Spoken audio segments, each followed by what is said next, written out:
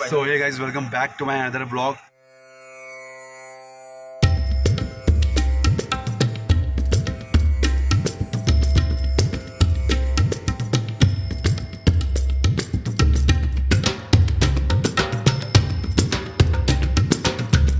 तो हम हैं अभी यमुना घाट पर और हमें मिल गए हैं ये पंडित जी। यमुना घाट पे जितने भी मंदिर बने हुए हैं उनके बारे में विस्तार से आपको ये बताएंगे। स्कंद पुराण और वाल्मीकि रामायण दोनों में इनका वर्णन है बाबू।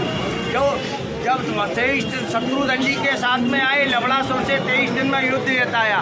द्वापर आया, भगवान कृष्ण महाभारत के युद्ध में ले गए, अर्जुन के रथ पर विराजमान रहे, अर्जुन को महाभारत का युद्ध जताया। बाबू यहाँ की ऐसी मानता है, जो कोई मांग के जाता है सच्चे मन से 3 घंटा 3 पहर और 30 दिन में मनोकामना अवश्य पूरी होती है बाबू। बोलो मारुति नंदन हनुमान जी महाराज की जय। आइए बाबू के दिन अपने घरों में सत्यनारायण भगवान की कथा हुआ है बाबू, और यहीं से हुआ है बाबू, यहीं तो हुआ है। यहाँ पे आपने हमेशा सत्यनारायण भगवान के अकेले दर्शन करे होंगे, परंतु यहाँ देखिए लक्ष्मी जी नारायण की गोदी में विराजमान है बाबू।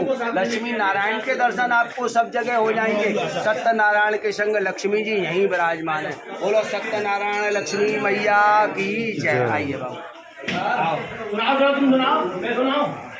सरदारों तो फिर सरदार आइए देखो बाबू प्रसंग सुना रहे हैं, सुनिएगा, रिकॉर्ड करना चाहो रिकॉर्ड जाओ। बोलो यमुना जी धर्मराज की। देखो भाई बहन का पूरी धरती पर एकमात्र मंदिर है क्या भैया? ये पूरी धरती पर भाई बहन का एकमात्र मंदिर है। ये है यमुना जी और ये है यमराज। ये सूर्यदेव के पुत्र पुत्रियां हैं। सूर्यदेव की 2 पत्नियां थी, संध्या और छाया। संध्या से पैदा हुए यमुना जी और यमराज, और छाया से पैदा हुए शनिदेव। ये भाई दूज का जो पर्व होता है ना, तिलक वाला, यहाँ का सबसे बड़ा पर्व है। आपको लाखों श्रद्धालु पूरे भारतवर्ष से यहाँ आता है तिलक कराने के लिए। आपको पाँव रखने के लिए जगह नहीं मिलेगी। तो जब यहाँ यमुना जी के पास मामा यमराज आए हैं तिलक कराने के लिए, तो तिलक कराने के बाद बहन से कहा है, बहन मांग वरदान क्या मांगना चाहती है?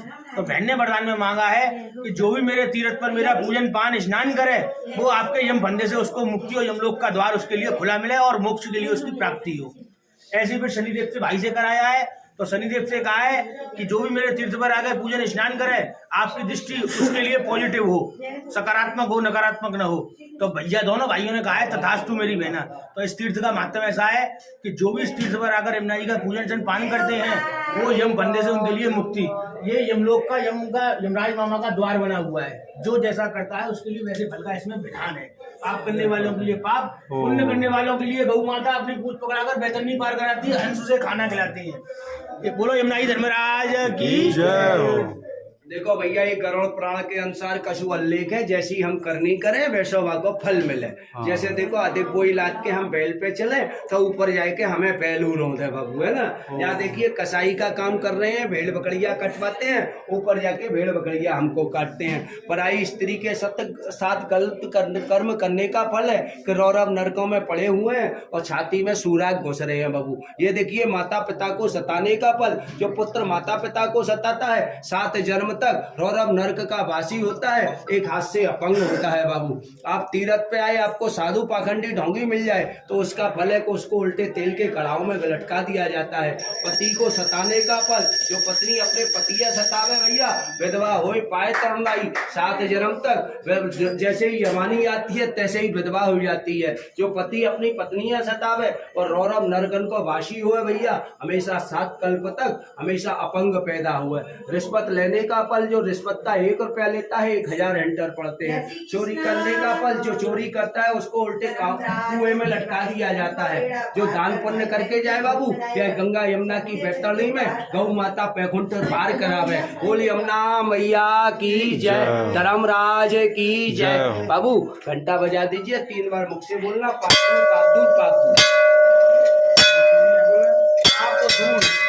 दूर पाप दूर 3 बार बोलना है बाबू, है ना।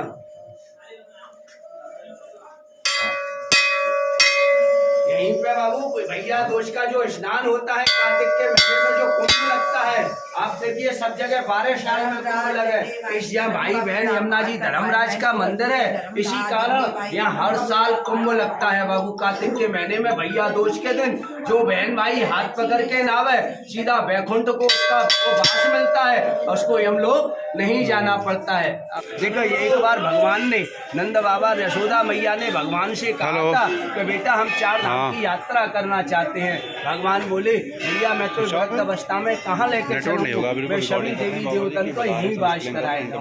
तो सबरे पूरे ब्रजमंडल में 84 कोष में भगवान ने सभी देवी देवतन को वास कराया हुआ है। तो भैया चतुर्मंशा में यहाँ ब्रज 84 कोष की परिक्रमा लगे। तो यहीं पे सर्वप्रथम बाबू देखिए आप चलिएगा, सामने आपको सिद्ध विनायक भगवान मिलेंगे जो आप दादर में दर्शन करते हैं। सिद्ध विनायक भगवान रिद्धि सिद्धि के साथ आइए। अरे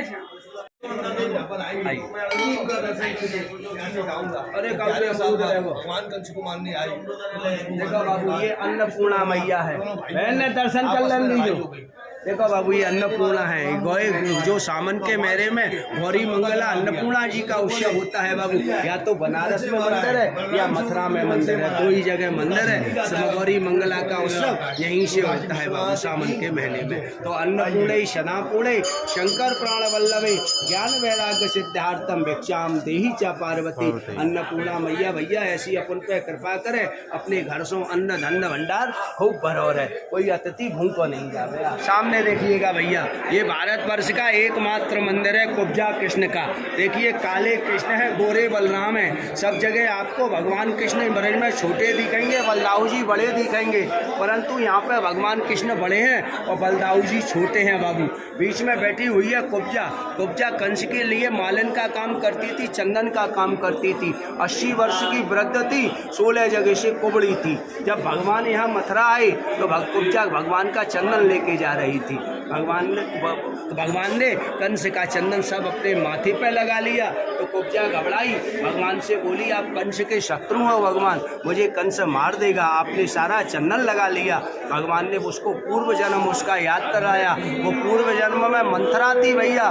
भगवान ने उसको उसका पूर्व जन्म याद किया, पैर पे पैर रख के ठोड़ी पकड़ के सीधा 16 ऊपर सीधे किए हैं और फिर पंचम पटरानी बना के यहाँ पर विराजमान किया है। राधा राधा सब कहें, कुब्जा कहे ना कोई, एक बार कुब्जा कृष्ण कहते कोट यज्ञ फल होय। बोलो कुब्जा कृष्ण भगवान की जय। आइए 5 आरती यहीं से होता है, यहीं से अन्नकूट कुंभाड़ा 56 मऊ जो भी उत्सव हो यहीं होता है भैया। आइए ये देखिए यहाँ मामा कंस को भगवान ने विश्राम किया तो इस जगह का फिर द्वापर में नाम पड़ा विश्राम घाट। यहीं जब भगवान द्वारका गए तो अपना मुरली मुकुट यहीं छोड़ के गए हैं, जिसका कि आज भी शाम को दर्शन होता है बाबू मुरली मुकुट।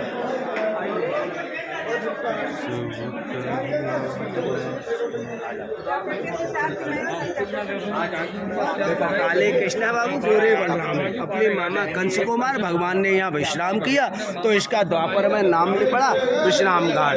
जब भगवान यहाँ से द्वारका गए तो अपनी जो 16,108 सहचरी थी उनके लिए मुरली मुकुट यहीं छोड़ के गए हैं, जिसका कि आज भी शाम को 4 से 5 मुरली मुकुट का दर्शन होता है बाबू। हाँ कमल है। हाँ तो बाबू जब भगवान यहाँ से जगह ब्रज में एकादशी के दिन चावल नहीं बनता है, भगवान चावल खाने जगन्नाथपुरी गए। यहीं से भगवान तपस्या करने बद्रीनाथ गए। जो यहाँ दर्शन करता है उसे 4 धाम की यात्रा का सहज में पुण्य लाभ मिलता है। ये देखिए सामने ऊपर चारों वेद विराजमान है बाबू, है ना, आपको दिख रहा होगा ऋग्वेद सामवेद चारों वेद विराजमान है। ये देखिए एक आरती यहाँ से होती है, 5 आरती सामने से वहाँ से होती हैं बाबू, है ना। और देखिए माँ भैया बैठे हुए हैं, उस कमल पर भगवान बारह ने पृथ्वी को विश्राम दिया। इस जगह इसका नाम पड़ा सतयुग में विश्राम घाट बाबू, है ना। यह तुला है, राजा महाराजा लोग आते थे अपने वजन के हिसाब से सोना चांदी कपड़ा लत्ता सब दान करते थे। यहीं पे रीवा नरेश ने 84 मन सोना दान किया था, जो कि आज अंग्रेजों के मंदिर रंग जी के मंदिर में लगा हुआ है। रीवा नरेश आए थे, उन्होंने 84 मन सोना दान किया और यहाँ के ब्राह्मण से बोले ब्राह्मण तुझको ऐसा कोई राजा नहीं मिला होगा जिसने 84 मन सोना दान किया। ब्राह्मण बोला महाराज आपको कोई ऐसा ब्राह्मण नहीं मिलेगा जो आपको 84 मन 1 तोला सोना दान करके दे रहा है, आपके ठोकर मार रहा है, आपके 1 तोला सोना उन्होंने अपनी अंगूठी रखी। ब्रज में किसी ने सोने को नहीं उठाया। आज भी रंग जी के मंदिर में 84 मन सोने का खम्मा बना हुआ लगा हुआ है बाबू। बोलो कृष्ण कन्हैया लाल की जय।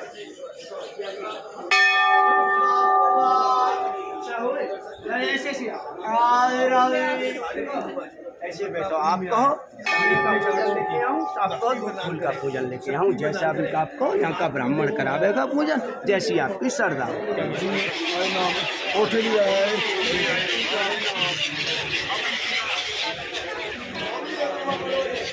पंडित जी नमस्ते। पूजा पाठ कराएंगे आपको।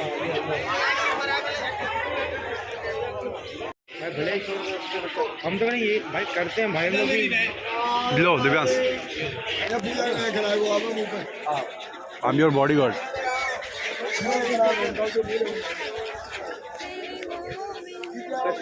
ले लो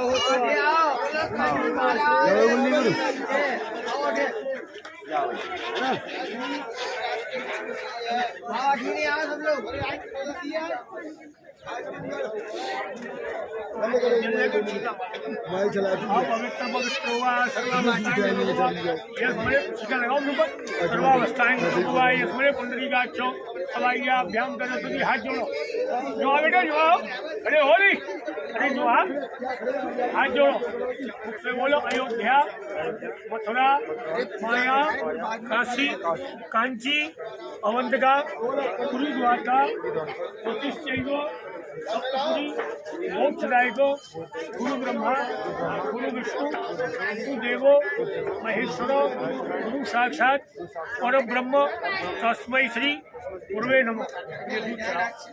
जो तुम्हारी मन भैया निकासी का गेट है, यहाँ से आदमी निकल के आता है ना। ये द्वारकाधीश जी का मंदिर है। यहाँ ये हमारे यहाँ के नगर सेठ ने मंदिर बनाया था। उनके यहाँ कोई पुत्र नहीं था, तो वो रोज भगवती यमुना जी से प्रार्थना करते थे, ये भगवती कोई पुत्र हो जिससे इस मथुरा नगर को संभाल सके। एक दिन भगवती यमुना जी उनके स्वप्न में आई और उनसे बोली, यहाँ मेरे प्रभु की प्रतिमा विराजमान है, आप इस प्रतिमा को निकालिएगा, आपके पुत्र प्राप्ति होगा। बाबू जो हमारे नगर सेठ थे उनकी उम्र 65 वर्ष की थी और उनकी सेठानी की 61 वर्ष की उम्र थी। जब उन्होंने मन में धारणा किया कि यदि मेरे पुत्र हो या मेरी स्त्री के गर्भ धारण हो तो ब्रज का मैं सबसे धनाढ्य मंदिर बनाऊंगा, पर भगवान की प्रतिमा निकलवाऊंगा। जैसे ही भैया उनकी 61 वर्ष की उम्र में उनकी श्रीमती के गर्भ धारण हुआ, वो छानी हथौड़ा लेके आए, स्वयं भू प्रतिमा राजा दराज की सामने आ गई। सामने प्रतिमा आ गई तो उनको आप परिक्रमा कर लीजिए, आइए परिक्रमा साथ कर लीजिए। प्रतिमा सामने आ गई, आ जा भैया जी। 1 रुपये का फूल चढ़ता है, ना माला चढ़ती है, ना किसी का प्रसाद लगता है, ना कोई मंदिर में आपको 1 रुपया मांगेगा बाबू। पुष्टिया मार्गीय मंदिर है, 4 झांकी सुबह में होती हैं, 4 झांकी शाम में होती हैं। भागेश कुमार जी काकरौली नरेश इस मंदिर का इंचार्ज है बाबू। उनकी देख रेख में सब मंदिर की सेवाएं होती हैं। ये तुलसी शालिग्राम जी का मंदिर है, अभी खुलने वाला है। यहाँ पे सुहागिन स्त्री अपने पति की दीर्घायु की कामना करती हैं और पति अपनी पत्नी के लिए दीर्घायु की कामना करते हैं। ये परिक्रमा है, आइएगा। ये देखिए भगवान का फूल घर है, यहाँ बाहर किसी का फूल गर्भगृह में नहीं जाता है बाबू। यहाँ भगवान के खेत से फूल आता है, वही यहाँ छड़ा बन के फूटता है तो भगवान की सेवा में जाता है। कोई फूल कहीं का नहीं चढ़ता है। आगे ऐसे ही सब आइया, ये सामने रसोई घर है भगवान का, ये अपरस का है। जो दर्शन करने जाए बाबू कांकरौली से पर्ची लेके आता है, वो आगे भगवान की जो अपरस में जाता है सेवा में, वो यहीं से होके जाता है अपरस में। ये देखिएगा, ये रसोई घर है, यहाँ भगवान की 8 समय का प्रसाद यहीं बनता है, मंगला से लेके और शयन तक का, है ना बाबू। यहाँ पे कहीं बाहर का प्रसाद नहीं लगता है। आइए, यहाँ बाबू ये परिक्रमा है 25 मीटर की, ऐसी यहाँ की मानता है। इस परिक्रमा को करने से मथुरा की पंचकोशी परिक्रमा का पुण्य लाभ प्राप्त होता है बाबू। बोलिए राजा राज की जय, द्वारकाधीश की जय। देखिए ये मुख्य तीर्थ विश्राम घाट था, जाके आप दर्शन करके आए थे बाबू। ये पुराना फोटो बना हुआ है। ये देखिए माता पिता को या 5 आरती स्थल है। यही माता पिता को भगवान छुड़ा के लेके आए हैं जेल से। यहीं पर बाबर कृष्ण बलदाऊ भगवान कंस को मार के भगवान को यहाँ जो है कंस को मार के भगवान ने विश्राम किया है। नहीं भगवान बालाजी पृथ्वी को रसातल से निकाल के लाए हैं। क्या भागवत जी कहती हैं केशवो न समो देवो मातरो न समो ध्वजा विश्रांतो न समो तीर्थ सत्यम सत्य वसुंधरे। पृथ्वी पर विश्राम घाट के समान कोई तीर्थ नहीं है और कलयुग में श्री कृष्ण भगवान के समान कोई देवता नहीं है बाबू। और मातो चतुर्वेद ब्राह्मण जो तीर्थ पर पूजन कराता है उसके समान ब्राह्मण नहीं है। ऐसा भागवत जी बोलती हैं बाबू। भागवत पुराण। हाँ भागवत जी बराह पुराण दोनों में लिखा हुआ है बाबू। ये देखिए महाप्रभु वल्लभाचार्य जी का 53वां बैठक जी तैयार हो रहा है बाबू। पहले 52 बैठक जी थी ब्रज में, अब ये 53वीं चालू हुई है ना। दर्शन कीजिए महाप्रभु वल्लभाचार्य। बोला वल्लभाधीश की जय, जीजा बाबा की जय, गोवर्धन नाथ की जय। आइए है ना दर्शन करिए।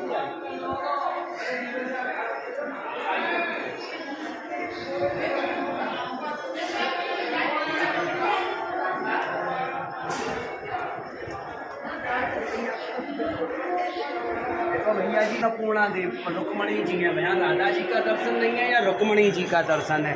आप उधर से द्वारकाधीश के दर्शन करेंगे, इधर रुक्मणी जी का दर्शन होगा। बाहर से आपको अंदर एंट्री नहीं है, आपको यहाँ से दर्शन रुक्मणी जी का करना है बाबू, है ना। बस भैया जी हो गए। तो यमुना घाट पे जितने भी मंदिर हैं उन सब के दर्शन करने के बाद अब हम लोग जा रहे हैं कृष्ण जन्मभूमि। दादी लगा है। अरे भाई ये देखो उधर से क्या रास्ता, उधर से रास्ता, उधर से